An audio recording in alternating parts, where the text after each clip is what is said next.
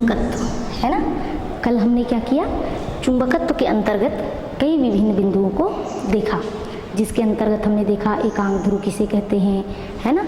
और उसके बाद हमने देखा कि चुंबक के क्षेत्र क्या होता है और चुंबक क्षेत्र की तीव्रता क्या होता है। चुंबकीय क्षेत्र का हमने उसकी मात्रक, है ना, इनके बारे में भी अध्ययन किया। ठीक, चुंबकीय क्षेत्र की परिभाषा, उसका जो मान और उसका मात्रक, ये सारी चीज़ों के बारे में देखा, है ना। उसके साथ साथ चुंबकीय आघूर्ण किसे कहते हैं, चुंबकीय आघूर्ण के मात्रक क्या होते हैं और उस पर आधारित सवाल के बारे में विस्तार से अध्ययन किया। आज हम क्या करेंगे, चुंबकत्व के अंतर्गत इन विभिन्न बिंदुओं पर अध्ययन करेंगे। अक्षीय स्थिति में चुंबकीय क्षेत्र की तीव्रता और दूसरा निरक्षीय स्थिति में चुंबकीय क्षेत्र की तीव्रता। तो ये जो अक्षीय स्थिति या निरक्षीय स्थिति होता है, इनको मानक स्थितियां कहते हैं। तो मानक स्थितियां तथा उन पर चुंबकीय क्षेत्र की क्या निकालना है, तीव्रता। तो मानक स्थितियां तथा उन पर चुंबकीय क्षेत्र की तीव्रता की गणना हमको करना है। तो मानक स्थितियां कितने प्रकार की होती हैं? मानक स्थितियां जो होती हैं दो प्रकार की होती हैं। एक होता है अक्षीय स्थिति और दूसरा स्थिति को कहते हैं हम कौन सी स्थिति, निरक्षीय स्थिति, है ना, निरक्षीय स्थिति। ठीक है, तो ये जो दो मानक स्थितियां होती है, इस पर हमको क्या करना है, चुंबकीय क्षेत्र की तीव्रता की गणना करना है। ठीक, चुंबकीय क्षेत्र की तीव्रता की गणना हम पहले अक्षीय स्थिति में करते हैं। ठीक, तो इस तरीके से अक्षीय स्थिति में चुंबकीय क्षेत्र की गणना। अब सबसे पहले हमको देखना है कि अक्षीय स्थिति क्या होता है, अक्षीय स्थिति किसे कहते हैं, या अक्षीय स्थिति क्या होता है। ठीक है, तो अक्षीय स्थिति चुंबक के वह बिंदु जहां पर हमको तीव्रता की गणना करनी है। ठीक है, वह बिंदु जहां पर हमको तीव्रता की गणना करनी है, वह चुंबक के अक्ष पर स्थित हो, चुंबक के बढ़ाए गए अक्ष पर क्या हो, स्थित हो, है ना। ठीक है, तो अक्षीय स्थिति किसे कहते हैं कि वह बिंदु जिस पर हमको क्या करना है, चुंबकीय क्षेत्र की तीव्रता ज्ञात करनी है, वह इस चुंबकीय अक्ष के बढ़ाए गए अक्ष पर स्थित हो। तो हमको मान लो इस बिंदु पर तीव्रता ज्ञात करनी है। यह बिंदु चुंबक के अक्षीय स्थिति या अक्ष को बढ़ाने पर ये बिंदु उस अक्ष में क्या है, स्थित है। तो इसको हम क्या कहेंगे, इस चुंबक के सापेक्ष अक्षीय स्थिति कहते हैं। ठीक है, तो अक्षीय स्थिति किसे कहते हैं, वह बिंदु जहां पर हमको चुंबकीय क्षेत्र की तीव्रता ज्ञात करनी है, वह चुंबक के बढ़ाए गए अक्ष पर स्थित हो, तो उसे हम उसकी चुंबक के सापेक्ष उसको अक्षीय स्थिति में कहते हैं। तो इस तरीके से ये हो गया उसकी अक्षीय स्थिति। मान लेते हैं ये दंड चुंबक जो है NS है। ठीक है, ये एक NS दंड चुंबक है, जिसका प्रभावी जो ध्रुव प्रबलता है वो क्या है, M है। ध्रुव प्रबलता क्या है, M है ना। इनकी प्रभावी लंबाई कैसे लेते हैं, 2L। यदि इसको मध्य बिंदु से हम बांट दें, तो कितना होगा, बिल्कुल सही, कितना हो जाएगा, L और L। ठीक है, 2L को यदि हम दो भागों में बांट दें तो क्या हो जाएगा, L और L। ठीक है ना। इस बिंदु पर जहाँ हमको तीव्रता ज्ञात करनी है, इस बिंदु का नाम दे देते हैं P। तो इस पर हम लिख सकते हैं इस तरीके से कि दंड चुंबक क्या है, NS।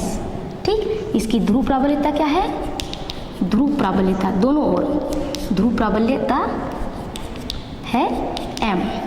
ठीक है ना, ध्रुव प्राबल्यता M है और प्रभावी लंबाई है आपका 2L, प्रभावी लंबाई 2L। इसको हमने मध्य बिंदु, चुंबक के मध्य बिंदु को इसे दो भागों में बांट दिया, तो यही 2L कितना हो जाएगा, L और L, 2L।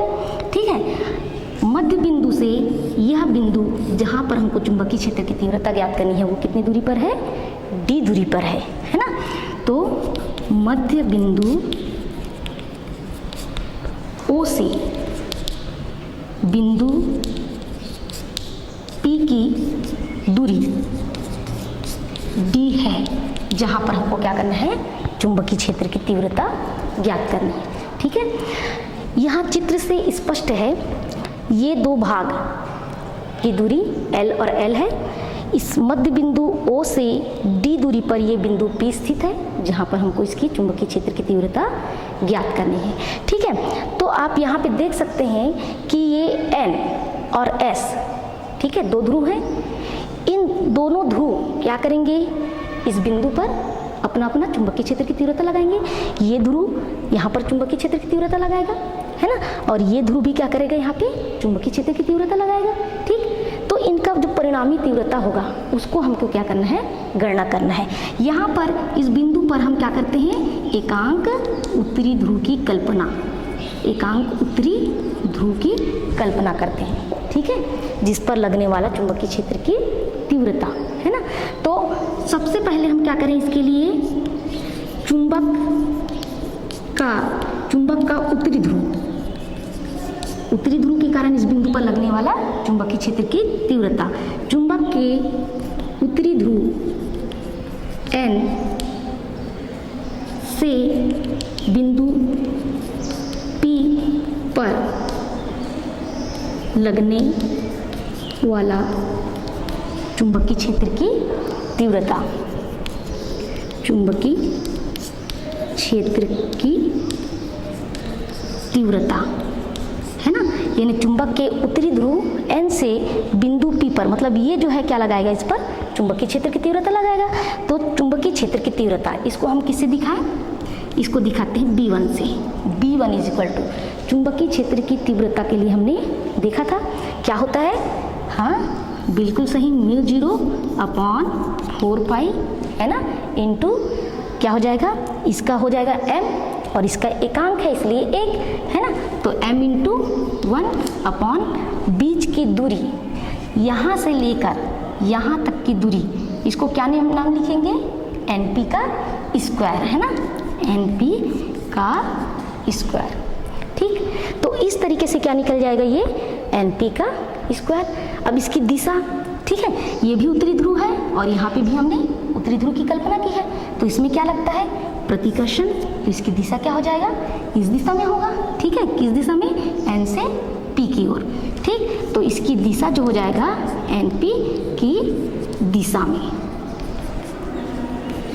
ठीक है, तो हम पहले ध्रुव की बात कर रहे हैं। इस पहले ध्रुव के कारण इस बिंदु पर लगने वाली तीव्रता क्या हो जाएगा, B1 is equal to μ0/4π into m into 1/NP का स्क्वायर। ठीक है, अब B1 is equal to μ0/4π into m/NP। NP इस दूरी को हम कैसे ज्ञात करें, ठीक है, हमारे पास इसका मान नहीं है, लेकिन हमको कुछ मान जो प्राप्त है वो क्या प्राप्त हैं, NP जो हो जाएगा वो क्या हो जाएगा, यदि हम OP में से ON को घटा दें तो क्या मिल जाएगा, NP मिल जाएगा। ठीक है, इस पूरे दूरी में से यदि हम इतने भाग को घटा देते हैं तो क्या मिल जाएगा, हमको NP का मान मिल जाएगा, है ना। तो इस तरीके से NP का जो मान पहले निकाल लेते हैं, NP इज इक्वल टू क्या हो जाएगा, हाँ यहाँ से OP माइनस क्या करें, ON। ठीक है, तो यहाँ से निकल जाएगा NP इक्वल टू OP का मान बताइए, O से P तक की दूरी कितना हो जाएगा, D, है ना, D माइनस ON का मान बताइए क्या है, L। वेरी गुड, क्या हो जाएगा, L। तो इस तरीके से हम NP का मान निकाल सकते हैं और यहाँ पे क्या कर सकते हैं, NP के स्थान पर पुट कर सकते हैं। ठीक है, तो NP की जगह में क्या हो जाएगा, D माइनस L, और चूंकि यहाँ पे उसकी घात 2 लिखा है इसलिए घात 2, तो ये जो है इस तरीके से ये कहाँ हो जाएगा, NP की दिशा में। ठीक है ना, तो इस तरीके से ये हो गया आपका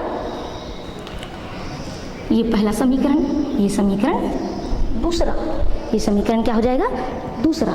ठीक है, अब हम क्या कर सकते हैं, क्या निकाल सकते हैं, इस ध्रुव के कारण, एस ध्रुव के कारण बिंदु P पर तीव्रता। ठीक है, हमने अभी एन ध्रुव के कारण निकाला है, अब जो है क्या निकालें, एस ध्रुव के कारण चुंबकीय क्षेत्र की तीव्रता।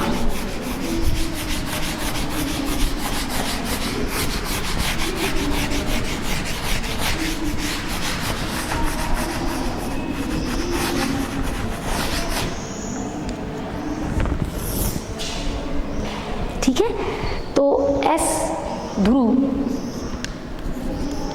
दूसरा में क्या करते हैं, एस ध्रुव के कारण या दक्षिणी ध्रुव के कारण बिंदु P पर चुंबकीय क्षेत्र की तीव्रता क्या निकल जाएगा, इसको हम B2 से दिखाते हैं। किससे दिखाते हैं, B2 से। B2 इक्वल टू, फिर वही सूत्र लगाएंगे, μ0/4π इंटू इसकी ध्रुव प्रबलता कितना हो जाएगा, m, इसकी ध्रुव प्रबलता 1 क्या हो जाएगा, d, दूरी क्या बताता है, ये दूरी क्या हो जाएगा, SP। ठीक है, इसकी यहाँ से यहाँ तक की दूरी क्या हो जाएगा, SP का स्क्वायर। ठीक, और ये दक्षिण ध्रुव है और यहाँ हम एकांक उत्तरी ध्रुव, तो ये क्या करेगा, आकर्षण होगा, तो इस तरीके से इसमें दिशा इधर हो जाएगा। ठीक, ये B1 की दिशा इस ओर थी और B2 की दिशा क्या हो जाएगा, इस ओर हो जाएगा। ठीक है, आकर्षण के कारण। तो इसको कैसे लिखेंगे, P से S की ओर, PS की दिशा में, PS की दिशा में। ठीक है, अब SP का मान ज्ञात कीजिए, SP का मान कैसे निकलेगा, हाँ बताइए, ये पूरी दूरी हमको ज्ञात करनी है। ठीक है, यदि यहाँ से ये मान OP में हम ये OS जोड़ दें तो क्या निकल जाएगा, SP निकल जाएगा। OP, ये OP प्लस क्या कर दें, OS। ठीक है, तो क्या निकल जाएगा, SP का मान निकल जाएगा। OP क्या चीज़ है, O से P की दूरी क्या है, वेरी गुड, क्या है, D प्लस OS क्या है, L। ठीक है, तो इस तरीके से SP का मान निकल जाएगा। ये जो समीकरण 3 इसे मान लेते हैं, है ना, तो समीकरण 3 में इस मान को क्या कर देते हैं, पुट कर देते हैं। तो पुट करने से क्या आ जाएगा, B2 इज इक्वल टू, हाँ, μ0/4π इंटू m/SP के जगह हम रखेंगे D प्लस L का क्या हो जाएगा, क्योंकि स्क्वायर इसलिए स्क्वायर, घात जो है 2 लग जाएगा। ठीक, PS की दिशा में, PS की दिशा में। ठीक है, तो इस तरीके से B2 का मान ये हो गया, इसको हम क्या लिख सकते हैं, समीकरण 4। अब समीकरण 2 और 4 जो हम देखते हैं वहाँ से क्या है कि ये N ध्रुव के कारण भी इस पर क्या लग रहा है, तीव्रता लग रहा है, और S ध्रुव के कारण भी इस पर तीव्रता लग रहा है, लेकिन इसकी जो दिशा है वो कैसा हो गया, दिशा जो है N के कारण जो तीव्रता लग रहा है उसकी दिशा इस ओर है। ठीक है, और जो S के कारण लग रहा है उसकी तीव्रता क्या है, इस ओर है। ठीक है, एक ही अक्ष में स्थित है, तो परिणामी तीव्रता क्या हो जाएगा, परिणामी तीव्रता हो जाएगा इनका माइनस, है ना। ठीक है, इनका जो है अंतर जो हो जाएगा परिणामी तीव्रता, क्योंकि एक जो है इस ओर है उसकी दिशा और दूसरी की दिशा विपरीत ओर है, इसलिए इनका जो अंतर होगा वही क्या होगा, परिणामी तीव्रता होगा। और चूंकि B1 को आप देखिए, इसके कारण से B1 की तीव्रता लग रहा है, यानी उत्तरी ध्रुव के कारण से जो तीव्रता लग रहा है B1, ये कैसा है, इसके पास है, इसलिए इसका मान कैसा होगा, अधिक होगा, निश्चित रूप से क्या होगा, अधिक होगा। तो यहाँ पे हम लिख सकते हैं कि B1 व B2 कैसे हैं, बराबर, B1 और B2 विपरीत दिशा में हैं, तथा B1 का मान क्या है, B1 का मान B2 से अधिक है। B1 का मान कैसा है, B2 से अधिक है, इसलिए परिणामी तीव्रता क्या हो जाएगा, परिणामी तीव्रता B इज इक्वल टू हो जाएगा B1 माइनस B2। ठीक है, तो इस प्रकार हम देख सकते हैं कि एक चुंबक है ना, इस एक चुंबक के कारण इस बिंदु पर क्या तीव्रता होगा, पहला इसके कारण तीव्रता है ना, और दूसरा इसके कारण तीव्रता। इन दोनों की तीव्रताओं को आपस में घटा देते हैं तो परिणामी तीव्रता हमें ज्ञात हो जाता है। अब इसमें वैल्यू पुट कर दीजिए, B = B1 का मान क्या निकाले हैं, हाँ समीकरण 2 से निकाले हैं, μ0/4π m/d - l का स्क्वायर। ठीक है, और माइनस B2 का मान क्या निकाले हैं, μ0/4π m/d + l का स्क्वायर। ठीक है, अब दिशा किधर होगी, दिशा जो होगी चूंकि ये पास है, ठीक है, इसलिए इसका जो दिशा होगा ये ज़्यादा प्रभाव डालेगा, इसलिए दिशा जो होगी इसी की दिशा में, NP की दिशा में। ठीक है, जो अधिक है उसी का प्रभाव होगा, तो NP की दिशा में। ठीक है, इनकी दिशा क्या होगा, NP की दिशा में होगा। ठीक, अब इसकी गणितीय गणना हम करते हैं।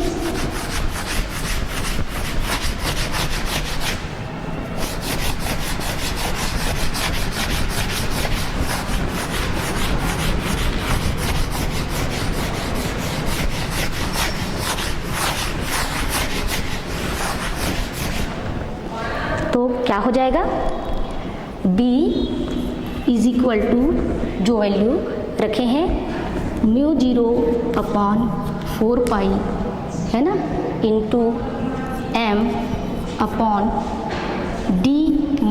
- l का स्क्वायर, और माइनस μ0/4π है ना इंटू m/d + l का स्क्वायर NP की दिशा में।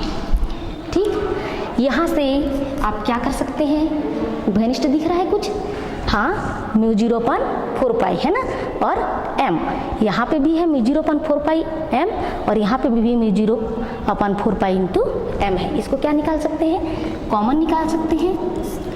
μ0/4π इंटू m को हमने क्या किया, कॉमन निकाल दिया, तो यहाँ क्या बचा, यहाँ बचा 1/d - l का होल स्क्वायर, माइनस हाँ यहाँ बचा 1/d + l का होल स्क्वायर। ठीक है, NP की दिशा में। यहाँ तक हो गया। अब यहाँ क्या करें, यहाँ पे हम हाँ क्या कर सकते हैं, इस पर हम लघुत्तम ले सकते हैं।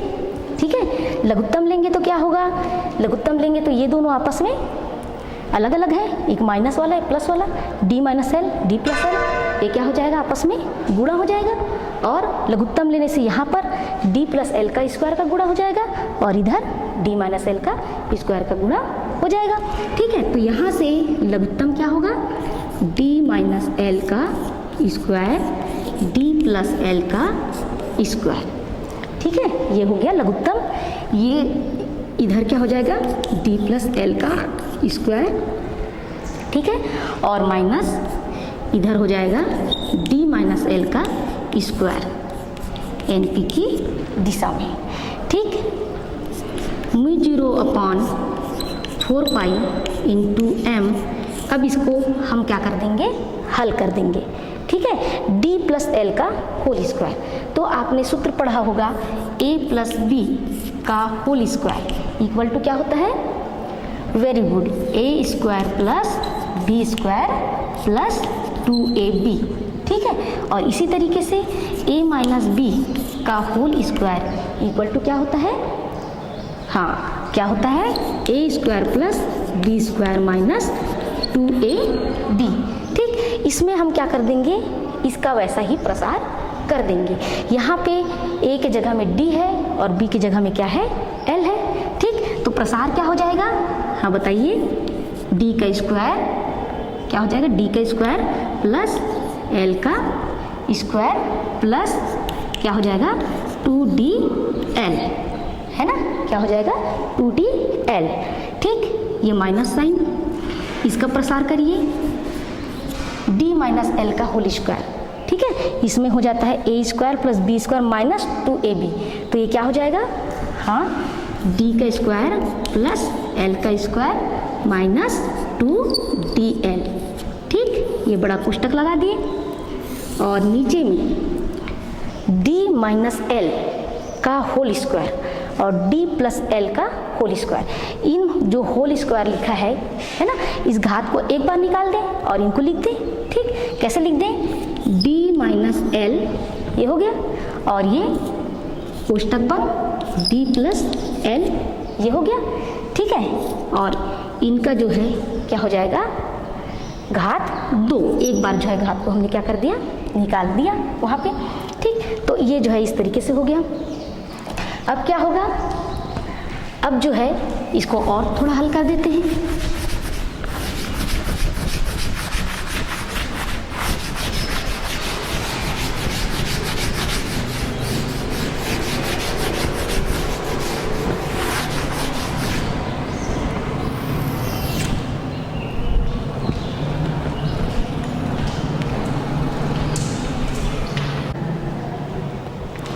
तो हमने देखा μ0/4π×m है ना, और d का स्क्वायर प्लस l का स्क्वायर प्लस 2dl और माइनस ये कोष्टक के अंदर d square plus l square minus 2dl upon d minus l और इंटू d प्लस l का होल स्क्वायर। इसको और थोड़ा सा हम क्या करें, हल करें, तो μ0 क्या हो जाएगा 4π×m। ठीक है, और ये हो गया d का स्क्वायर प्लस l का स्क्वायर प्लस 2dl है ना, माइनस साइन को ले जाइए अंदर, माइनस साइन को जब अंदर ले जाते हैं तो क्या हो जाता है, सबके चिन्ह बदल जाते हैं। ठीक है, माइनस का क्या हो जाएगा, यहाँ ये प्लस है तो माइनस हो जाएगा, माइनस d का स्क्वायर है ना, और ये क्या हो जाएगा, प्लस है तो माइनस इंटू हो जाता है, साइन जो है इंटू हो जाता है, l का स्क्वायर, और ये माइनस का है तो वो क्या हो जाएगा प्लस 2dl। ठीक है, और बटा क्या हो जाएगा d माइनस एल और d प्लस एल, ये एक फॉर्मूला होता है ना, इसमें अभी हम इस फॉर्मूला में रख देंगे। ठीक, चूँकि आपको ज्ञात है कि a माइनस बी और a प्लस बी बराबर क्या होता है, क्योंकि a minus B into A plus B जो होता है वो a का स्क्वायर माइनस बी के स्क्वायर के बराबर होता है। तो यहाँ पे हम रख सकते हैं d minus L d plus L क्या हो जाएगा, d का स्क्वायर माइनस l का स्क्वायर। तो ये μ0/4π×m, ऊपर को हम सॉल्व करें। ठीक, तो क्या हो जाएगा d square plus L square plus 2dl minus d square minus L square plus 2dl upon, इसको क्या लिखेंगे, इसको लिखेंगे d स्क्वायर माइनस एल का स्क्वायर, क्योंकि d minus L d plus L ये है इस रूप में, तो हम इसको क्या लिख सकते हैं, d का स्क्वायर माइनस एल का स्क्वायर। ठीक, और इसके पूरे की घात कितना है, यहाँ पे है घात 2। ठीक, ये हो गया। अब आपको मालूम है प्लस d का स्क्वायर माइनस d का स्क्वायर एक दूसरे से कैंसिल हो जाएंगे, उसी तरीके से यहाँ और क्या कैंसिल होगा, हाँ वेरी गुड, l का स्क्वायर और माइनस l का स्क्वायर भी कैंसिल हो जाएगा। तो यहाँ पे मिलेगा μ0/4π×m है ना, ये 2dl प्लस में है और प्लस 2dl कितना हो जाएगा मिलके 4dl।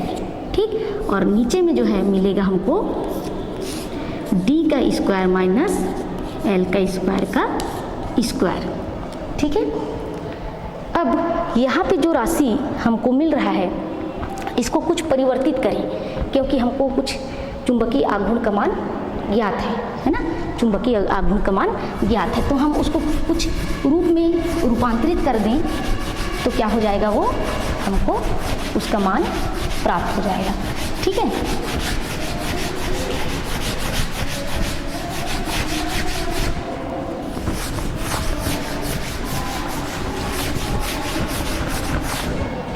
तो यहाँ पे जो b है वो क्या मिल जाएगा, b जो है वो मिल जाएगा b इज इक्वल टू μ0/4π×, 4 को हम कैसे लिखें, 4 को हम लिख सकते हैं 2 लिख सकते हैं, 2 × 2 लिख सकते हैं है ना, तो 2 इंटू क्या लिख दिया जाए, 4D को हम 4DL को लिख देते हैं 2 इंटू 2L इंटू डी, ठीक है, 2 इंटू 2L इंटू डी, ठीक है।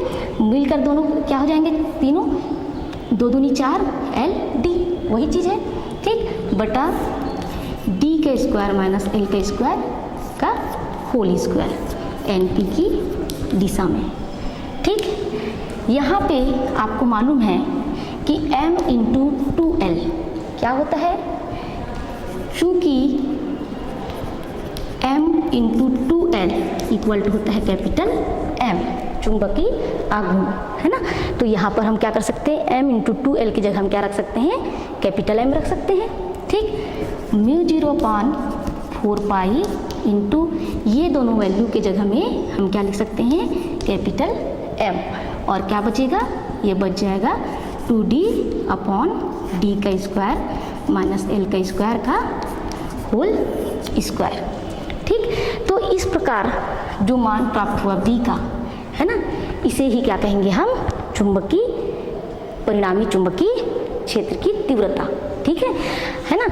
अब इसी में हम देख सकते हैं जो चित्र हम लिए थे, इसमें ये बिंदु को हमने क्या लिया था, यहाँ से इस बिंदु को D लिया था, ठीक है, इस बिंदु को D, और ये क्या था, दूरी L। ये जो दूरी L है वो D की अपेक्षा कैसा दिख रहा है, छोटा दिख रहा है। चुंबक छोटा होगा तो ये जो मान होगा और भी छोटा हो जाएगा। तो ये L जो है वो D से बहुत छोटा है, यानी इसको देख सकते हैं कि D बहुत बड़ा है L से। अगर ऐसी स्थिति प्राप्त हो तो हम L को क्या कर सकते हैं, नगण्य ले सकते हैं। L को क्या ले सकते हैं, नगण्य ले सकते हैं।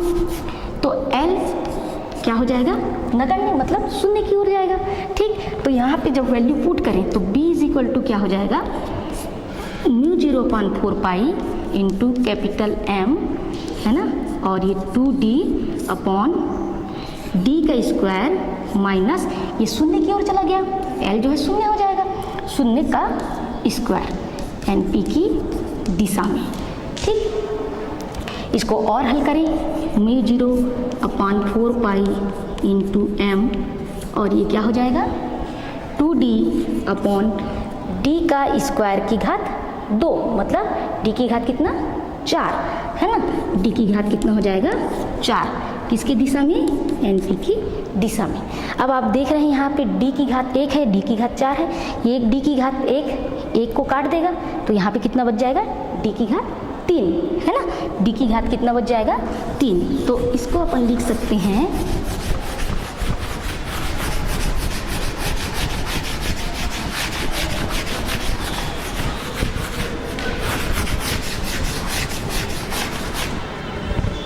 इज इक्वल टू क्या लिख सकते हैं, mu 0/4 pi into 2D upon D की घात 4, जो कि NP की दिशा में है ना। यहाँ से एक D को काट देंगे तो म्यू 0/4 पाई इंटू 2, अच्छा, और साथ ही साथ क्या है, capital M into capital M, ठीक है। तो यहाँ से D जो है कट गया, ऊपर D क्या हो जाएगा, कट जाएगा, और D की घात कितना बचेगा, 3, और साथ में ये M, ठीक, किसकी दिशा में, NP की दिशा में। तो इस प्रकार जो परिणामी तीव्रता हो जाएगा वो हो जाएगा B is equal to mu 0/4 pi into 2M upon D Q, ठीक है। तो ये परिणामी तीव्रता का मान किस स्थिति में, अक्षीय स्थिति में क्या हो जाएगा, चुंबकीय क्षेत्र की परिणामी तीव्रता का मान क्या होता है, म्यू 0/4 पाई इंटू 2M। इसको ध्यान रखना है, याद रखना है, ये क्या होता है, 2M, है ना, अपॉन D क्यू, ठीक। तो ये अक्षीय स्थिति के लिए हो गया, है ना। इसी तरीके से हम किसके लिए देखेंगे, निरक्षीय स्थिति के लिए देखेंगे।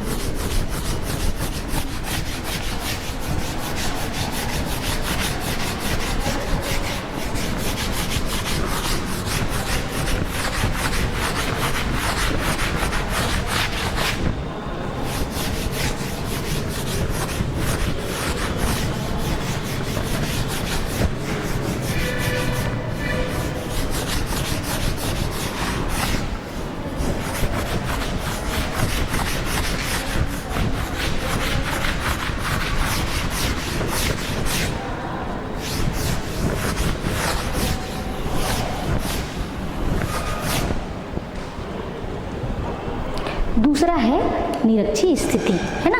दूसरा कौन सी स्थिति है? निरक्षीय, है ना, निरक्षीय स्थिति।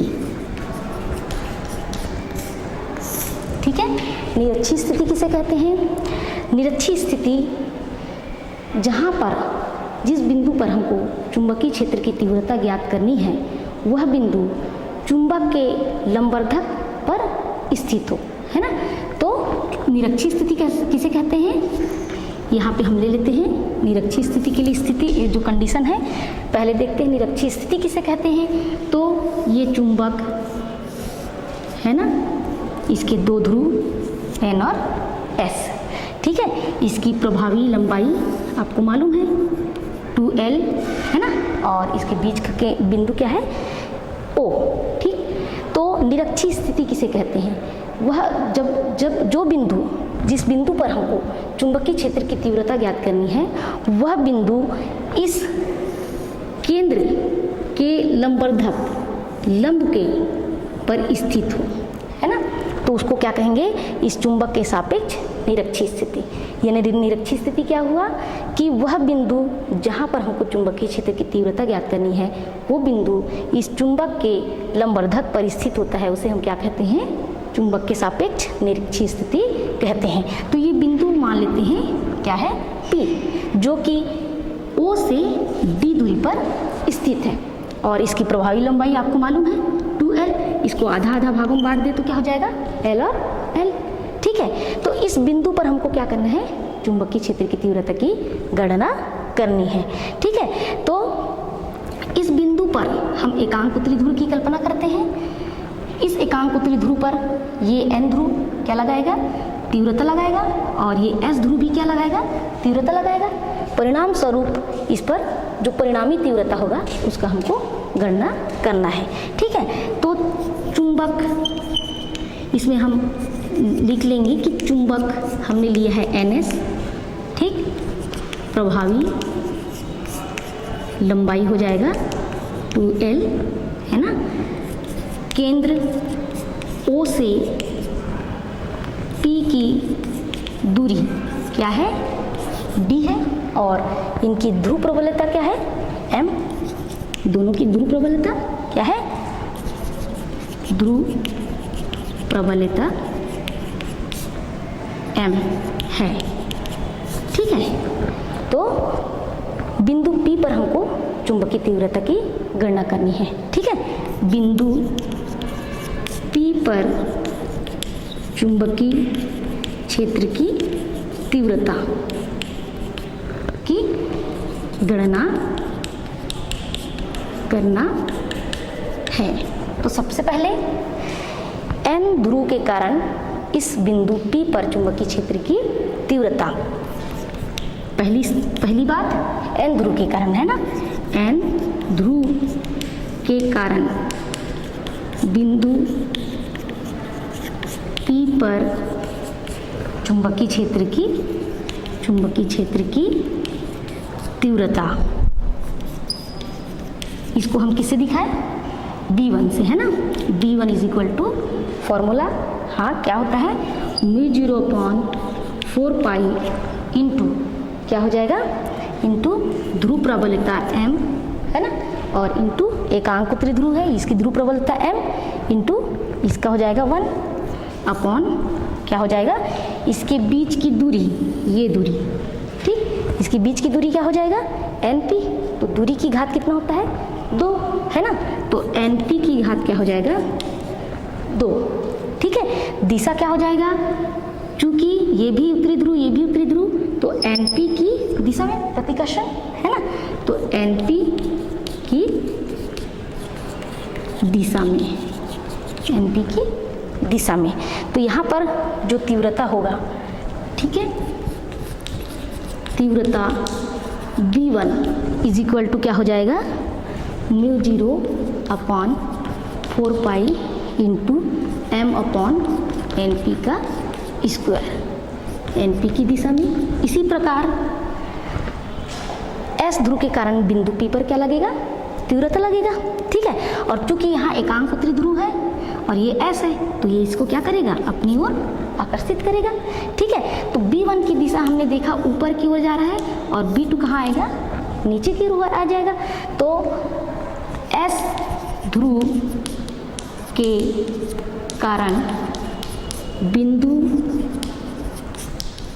P पर चुंबकीय क्षेत्र की तीव्रता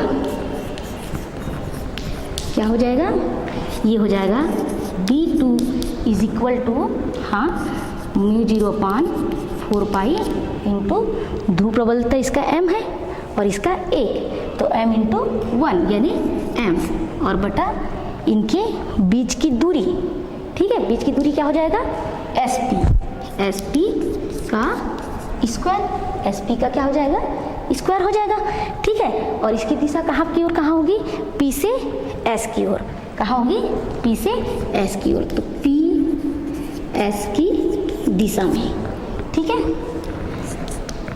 μ0, तो ये जो है अपना B1 और B2 का मान क्या हो गया, ज्ञात हो गया। किसका किसका मान ज्ञात कर लिए, B1 और B2 का मान लिख लिए। ठीक है, अब इसमें हम देखते हैं कि ये जो B1 है इसकी दिशा कहाँ है, ऊपर की ओर है, और B2 की दिशा कहाँ है, नीचे की ओर है। ठीक है, तो परिणामी तीव्रता कहाँ लगनी चाहिए, हाँ, इनके बीच में लगनी चाहिए, है ना। तो परिणामी तीव्रता जो है यहाँ बीच में लगेगा। परिणामी तीव्रता कहाँ पे लगेगा, इस बीच में लगेगा। ठीक, तो परिणामी तीव्रता जो होगा वो इसके बीच में लगेगा, इस दिशा में। ठीक है ना। अब चूंकि ये जो आप देख रहे हैं PSN, इनके बीच जो कोण बनता है वो कितने अंश का कोण बनता है, थीटा अंश का। ठीक है, थीटा अंश का कोण बन रहा है, इनके मध्य भी क्या बन रहा है, थीटा बन रहा है। इसलिए गणितीय नियम के अनुसार ये कोण भी क्या हो जाएगा, थीटा, और ये कोण भी क्या हो जाएगा, थीटा। यानी कुल मिला के B1 और B2 के बीच में कितने कोण बने, थीटा प्लस थीटा यानी 2 थीटा। ठीक है, और इसकी जो दिशा है इस प्रकार से होगा, जो कि इसे देखें तो ये समांतर चतुर्भुज बनाता है। ये दिशा क्या बनाता है, समांतर चतुर्भुज बनाता है, और इनके बीच का कोण क्या है, थीटा और थीटा यानी 2 थीटा। ठीक है, तो इस तरीके से ये चूंकि समांतर चतुर्भुज में है, B कहाँ पे है, समांतर चतुर्भुज में, इसलिए परिणामी जो तीव्रता B है, परिणामी तीव्रता B बराबर क्या हो जाएगा, परिणामी तीव्रता B जो है ये किस में है, B समांतर चतुर्भुज में है। तो समांतर चतुर्भुज के नियम के अनुसार परिणामी तीव्रता का मान यदि हम निकालना चाहें तो इसका सूत्र होता है, वो क्या होता है, B is equal to B1 का स्क्वायर प्लस B2 का square plus 2B1 B2 into cos, उनके बीच में बनने वाला कोण 2 थीटा। ठीक है, तो इस तरीके से ये परिणामी तीव्रता निकल जाता है। अब यहाँ पे आप ध्यान देंगे कि ये जो PS है और PN है वो कैसा दिखाई दे रहा है, परिणाम में बराबर दिखाई दे रहा है। ठीक है, क्या दिखाई दे रहा है, बराबर दिखाई दे रहा है। इसलिए B1 और B2 कैसे होते हैं, बराबर होते हैं। चूँकि यहाँ पे SP बराबर है, SP बराबर है PN के, इसलिए क्या होगा, इसलिए B1 जो है B2 के क्या हो जाता है, बराबर हो जाता है। इस मान को हम यहाँ पे रख दें, जो समांतर चतुर्भुज का हमने मान निकाला है। ठीक, तो मान जो है हम क्या करते हैं, इसमें पुट कर देते हैं। ठीक है, तो क्या हो जाएगा आपका, B is equal to root of B1 का स्क्वायर, B1 का स्क्वायर। ठीक है, प्लस क्या हो जाएगा, B2 का जो स्क्वायर है उसकी जगह हम क्या लिख सकते हैं, B1 का स्क्वायर लिख सकते हैं। चूंकि आपका SP इक्वल टू PN है तो B1 इक्वल टू क्या हो गया, B2 हो गया। इसलिए जहाँ जहाँ B2 है वहाँ पे क्या लिख सकते हैं, B1, है ना। तो B1 का स्क्वायर प्लस क्या हो जाएगा, 2B1 और कॉस इनके मध्य जो है 2 थीटा। ठीक, तो यहाँ से वैल्यू निकल जाएगा, b का मान क्या निकल जाएगा, रूट ऑफ b1 का square 2b1 square plus 2b1 2b1 का स्क्वायर इंटू कॉस 2 थीटा। ठीक है, बराबर रूट ऑफ, फिर क्या हो जाएगा, ये हो जाएगा 2b1 का स्क्वायर है ना, यहाँ से हम क्या ले सकते हैं, कॉमन ले सकते हैं। ठीक, 2b1 का स्क्वायर को क्या ले सकते हैं, कॉमन ले सकते हैं, तो ये 2b1 का स्क्वायर हो जाएगा और यहाँ से कॉमन हो गया, ये यहाँ पे बच गया 1 प्लस यहाँ पे क्या बच जाएगा, cos 2 थीटा। ठीक है, इस तरीके से यहाँ पे b का मान क्या हो जाएगा, इस चीज़ को आप b1 के मान को क्या रखेंगे, याद रखेंगे, है ना, कि ये होता है, क्योंकि इसकी आवश्यकता अभी पड़ेगी। ठीक है, इसको हम क्या कर देते हैं, बॉक्स में रख देते हैं, क्योंकि इसकी हमको क्या है, अभी आवश्यकता है b b1 की मान की। ठीक, इसके आगे जो है